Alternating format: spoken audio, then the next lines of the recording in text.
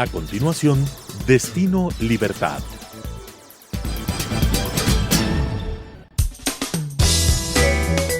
Clasificación B, bajo supervisión de un adulto.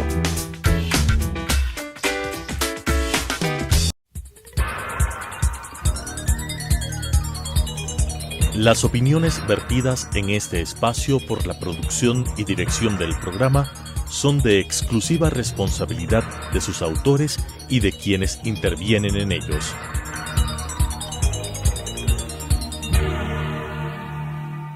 Telesucesos Canal 29 UHF presenta de Crítica y Construcción junto a los protagonistas del ámbito social, cultural, político, entre otros, con propuestas interesantes sobre temas de coyuntura, con la conducción de Cristina Reyes.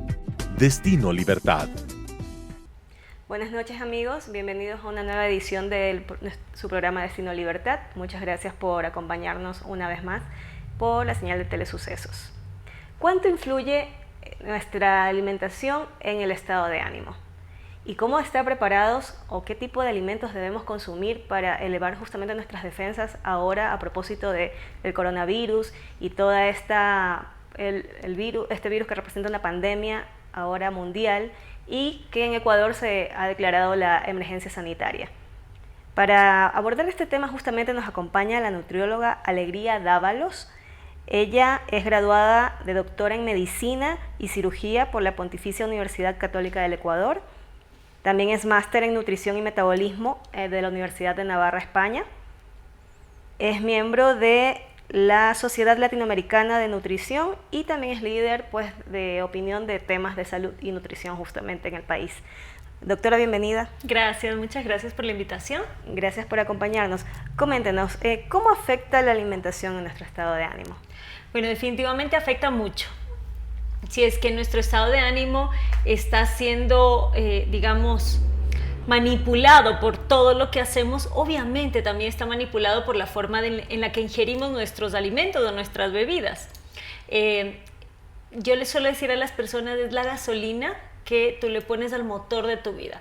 Si es que tú utilizas la gasolina de mejor calidad, pues obviamente el desarrollo de ese motor y la durabilidad va a ser mucho mejor.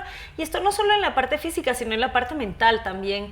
Tenemos que pensar que nuestro cerebro, que es el que conduce toda la parte de estado de ánimo, de comportamiento, etcétera, requiere ciertos nutrientes específicos. La mayoría de la parte del cerebro es agua, pero si es que le sacamos de esa agua al cerebro, nos queda principalmente grasa. Entonces aquí viene la pregunta, ¿debo entonces comer grasa para alimentar a mi cerebro?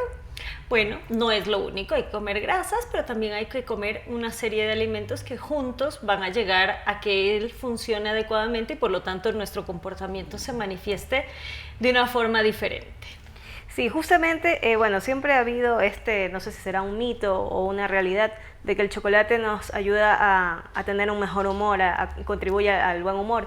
¿Esto es cierto o qué tipo de alimentos debe consumir una persona que está propensa a sufrir de depresión, por ejemplo?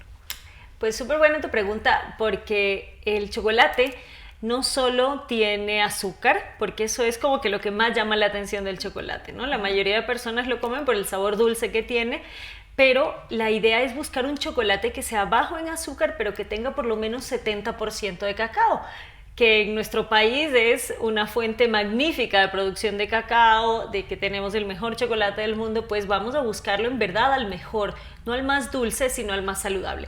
El chocolate tiene unas sustancias que se llaman fenoles. Esos fenoles son antioxidantes y hacen que nuestras células como que funcionen de una forma más correcta, más protegida y obviamente se nivelen ciertos neurotransmisores que son la serotonina, dopamina, etcétera, que nos dan una sensación de felicidad y de bienestar. Por eso hay gente adicta a algo, porque esas sustancias hacen que nuestro cuerpo libere una sensación de bienestar y de placer y lamentablemente en algunos casos se confunde y se busca conseguir esto a través del exceso de azúcar, por ejemplo. Pero ese exceso de azúcar te lleva a una montaña rusa y no queremos eso. Y por ejemplo, hay personas que también son propensas, ya sea por familia o por diferentes factores, a diabetes.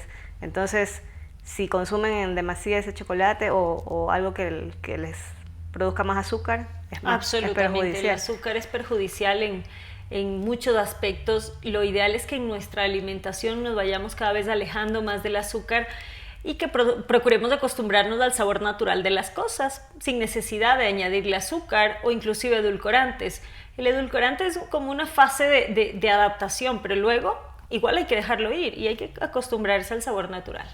Y entonces, ¿cuál sería como que el tipo de alimentos ideal o adecuado para una persona con problemas de depresión, por ejemplo, además del chocolate? Te decía lo de las grasas, porque son las grasas buenas. Las grasas buenas principalmente... ¿En qué alimentos, por ejemplo? Basadas en alimentos como el aguacate, en alimentos como las almendras, las nueces, las semillas de chía, el aceite de oliva, los pescados que son un poquito grasos como el atún o el salmón, el huevo.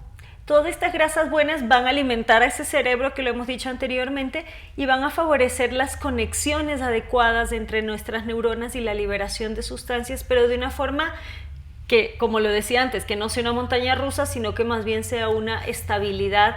Y obviamente también tienes que vigilar de acuerdo a quién estás indicando esto. Por ejemplo, a pesar de que las grasas sean muy buenas, sabemos que tienen más calorías. Entonces, si hablamos de una persona que además está con un problema de peso, se las voy a dar, pero con moderación. El tamaño de la porción debe ser controlado. Claro, y eso ya depende de cada persona y su metabolismo. Totalmente. Claro. ¿Cómo deben alimentarse, por ejemplo, las personas que están padeciendo de altos niveles de estrés? Bueno, para empezar, planificar, porque a veces el estrés nos lleva a olvidarnos inclusive de nuestra rutina alimentaria y se come lo que se puede a cualquier hora o se pica demasiado, pero hay que planificar, establecer que cada día debes pensar qué voy a comer en la mañana. Mañana cuando me levante, qué tengo en la casa, qué voy a preparar de desayuno o qué me voy a llevar a la oficina como desayuno. También elegir snacks saludables, como para comer a media mañana y media tarde. Pensar en el almuerzo y en la cena. Un ejemplo, por decirte, de desayuno. Un huevo. El huevo es una proteína de excelente calidad. Además, no solo lo blanco es bueno, sino que lo amarillo tiene sustancias súper importantes como la B12. La vitamina B12 interfiere en nuestra estabilidad del estado de ánimo. Entonces, si es que yo tengo buenos niveles de B12, soy más propenso a manejar un mejor estado de ánimo. Puedo comer un huevo, puedo comer un carbohidrato integral, una tostada, por ejemplo, con aguacate, ahí va la grasa buena, y procurar comer siempre una fruta. De las frutas ninguna es mala, todas son buenas, depende del gusto, de la temporada, de muchos factores, pero que sea comestible y que no sea en líquido, que no sea un jugo de fruta, sino que yo me coma la fruta. En trozos. En trozos, una pieza de fruta entera. En esos snacks saludables que te decía, evitar el azúcar. Porque si tú estás en tensión, estás en estrés, liberas cortisol, que es una sustancia química, es una hormona que favorece los depósitos de grasa. Entonces, si yo ingiero azúcar y ese cuerpo dice, bueno, esto ahorita no se va a gastar, pero como estoy en tensión, hay que almacenar, y empiezas a almacenar incorrectamente un nutriente que no hacía falta. Entonces evita el azúcar, empieza a comer, por ejemplo, puede ser una proteína, pueden ser, acá en la sierra pueden ser chochos, puede ser yogur natural. Y cuando hablo de los yogures, los probióticos, que son las defensas propias de nuestro intestino, son nuestro microbiota intestinal, juegan un papel muy importante en la conexión intestino y cerebro. Entonces hay que mimar a ese intestino para que nos dé buenas señales al cerebro. Interesante. Y para esas personas que por su actividad laboral no tienen como un horario fijo de comida, o a veces también dicen, no, tengo que terminar este trabajo que me están pidiendo, y no comen o no desayunan o no almuerzan, ¿cómo Sí, no cómo es lo ideal. Nada es absolutamente exacto, nada es absolutamente la verdad. Hay muchas cosas que pueden ir variando en el camino. Hay horarios diferentes, hay gente que trabaja en el aeropuerto y tiene que desayunar a las 3 de la mañana, etcétera. Pero lo importante es que al momento que tú decidas comer, al momento en que tengas la oportunidad de comer, seas consciente de lo que decides ingerir. Es decir, no por prisas o por apuros o por lo que sea, dedícate a comer comida rápida todos los días, ¿sí?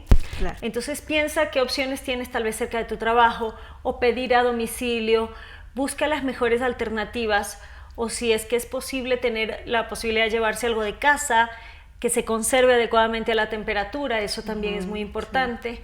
Vegetales, por Exacto, tener vegetales, por ejemplo, tener vegetales en versiones que se pueden conservar, qué sé yo, zanahoritas baby, tomatitos cherry, palmitos, cosas así que son súper rápidas de comer, que ni siquiera huelen, porque eso también, a veces te toca comer en la oficina y genera, un disconfort, porque dices, no, es que va a oler feo la oficina, no puedo esto. Las zanahorias no huelen feo, no pasa nada. Las almendras tampoco pasa nada.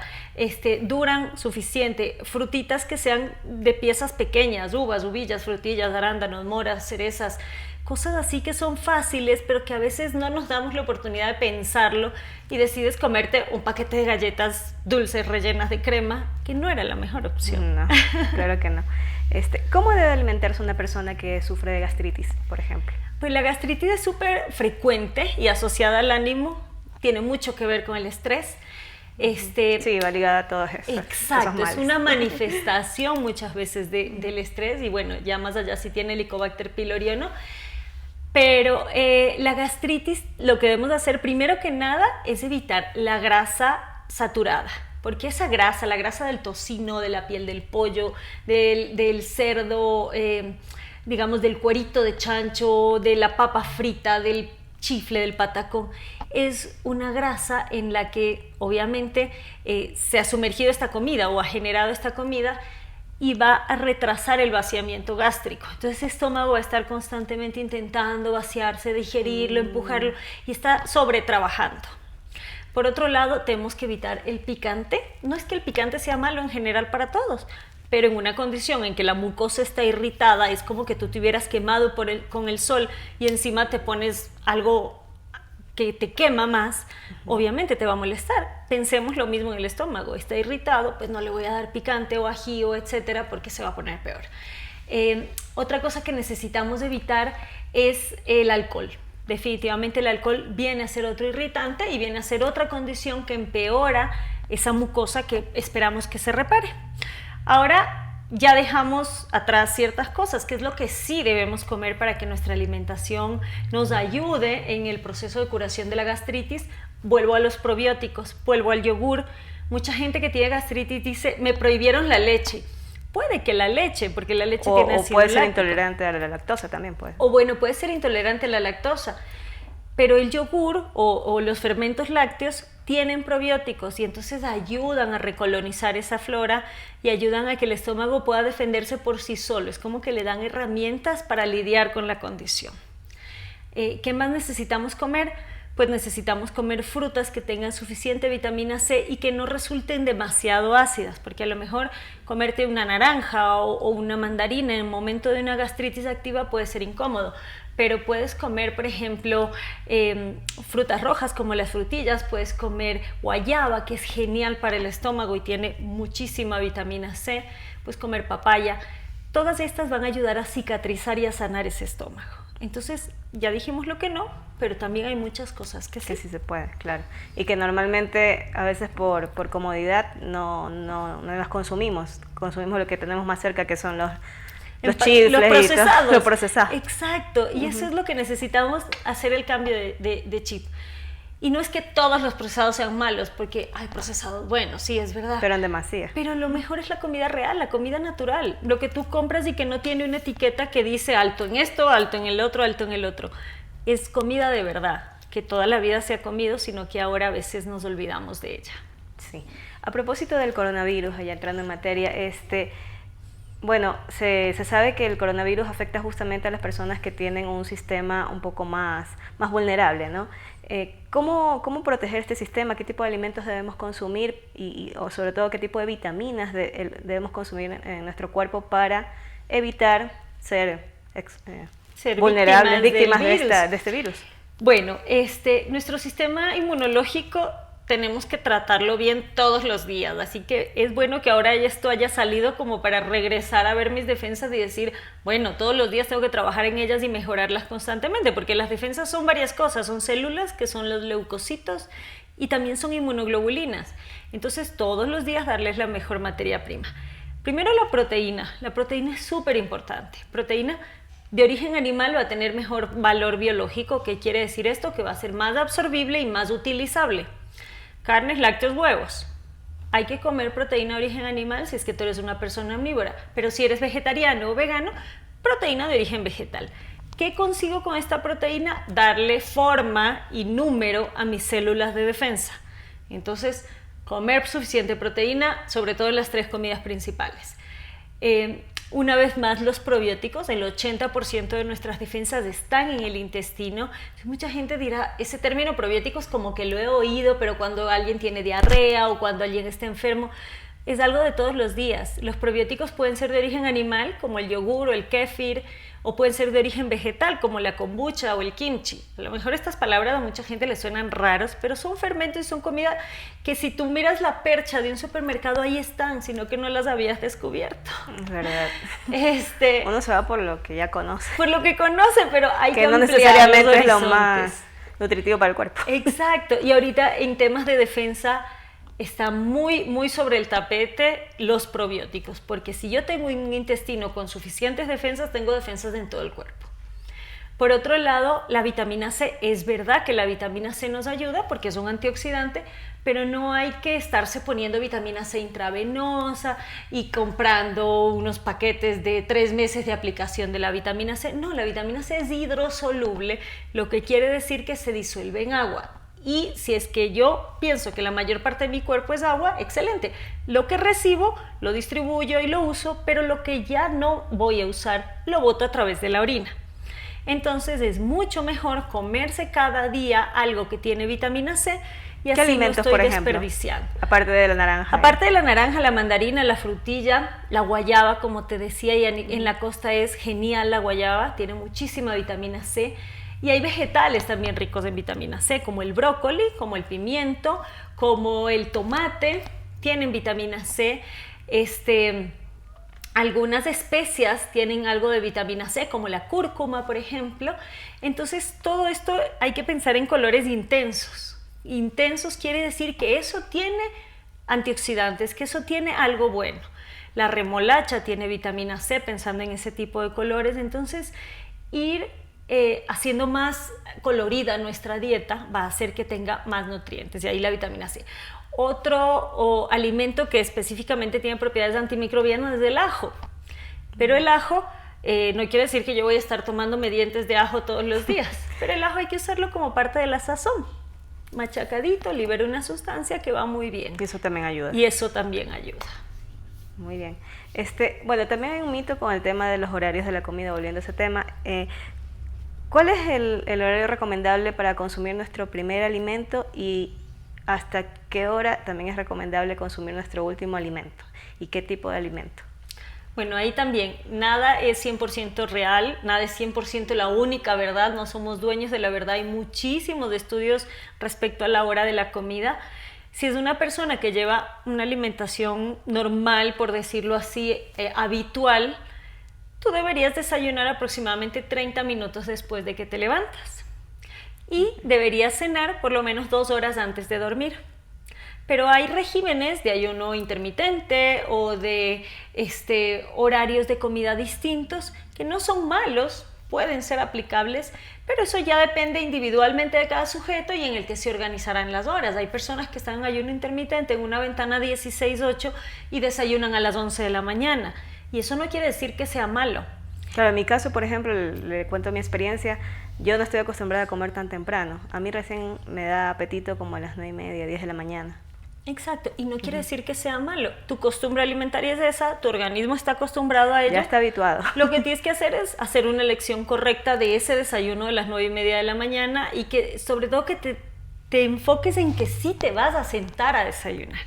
Porque a veces por las prisas del trabajo, lo que tienes que cumplir, es como que medio te tomas un café, medio te comes algo rápido. A la pura. Pero eso finalmente no le hace bien a tu organismo. Tu cerebro necesita enterarse de que te has sentado a comer y como que ya, pasar la página, listo, ya desayuné, he cumplido con eso, me he alimentado y voy a seguir adelante. Y en cuanto a la última comida, por ejemplo, me decía 2 horas aproximadamente antes de acostarse. Hay personas que de pronto van a eventos o tienen estas cenas en la noche, o alimentos muy pesados, de pronto carnes rojas. Eso, Sí. ¿cómo lo...? Y eso también tiene relación con el ánimo. Por ejemplo, si es que hacemos una encuesta, preguntamos a las personas si usted cena demasiado copioso, si es que come algo muy pesado en la noche, ¿cómo se siente después? Igual después se siente saturado, no se siente cómodo, no puede dormir, porque definitivamente en la cena debemos comer, pero comer algo más fácil de digerir. Hay que comer vegetales, pero de preferencia hay que comerlos cocinados al vapor o salteados o al horno, porque así se agilita su digestión y no me quedo luchando contra eso. Con esa llenura, esa sensación de pesadez. Carnes blancas, tú mencionaste la carne roja, pues la carne roja es lenta de digerir, entonces el estómago, mientras tú intentas descansar, él no puede descansar, está peleando contra ello, por lo tanto es mucho mejor comer carnes blancas en la noche. No me refiero a que nunca pueden comer una carne en la noche, pero todo depende de su estado digestivo. Carbohidratos, pues hay que comer un carbohidrato en una porción pequeña. Integral es mejor, a veces integral puede demorar un poquito más en digerir en ciertas personas, pero por ejemplo algo fácil de digerir, la quinoa, que en la sierra tenemos quinoa en todo lado, sí. Es facilita de digerir, tiene proteína, tiene cereal y es muy cómoda de comer, por ejemplo, en la noche. Entonces hay que darse el tiempo, hay que comer correctamente en la noche, y si tú dices, no me dan los tiempos, yo no puedo esperar 2 horas, bueno, no pasa nada. Vas acostumbrando a tu aparato digestivo a que sea 1 hora nada más, pero lo ideal serían 2. Bueno, interesantes recomendaciones de la doctora Alegría Dávalos. Gracias por acompañarnos. Gracias, Teresa. Y por absorber nuestras inquietudes. Bueno, amigos, muchas gracias también por habernos acompañado en este programa de Sino Libertad. Me despido, no sin antes indicarles que por favor nos sigan a través también de nuestras redes sociales, en Facebook y en Twitter. Y también nos pueden dar recomendaciones, sugerencias de temas que deseen que abordemos en cada programa que es hecho para ustedes. Que tengan unas buenas noches. Gracias. Las opiniones vertidas en este espacio por la producción y dirección del programa son de exclusiva responsabilidad de sus autores y de quienes intervienen en ellos.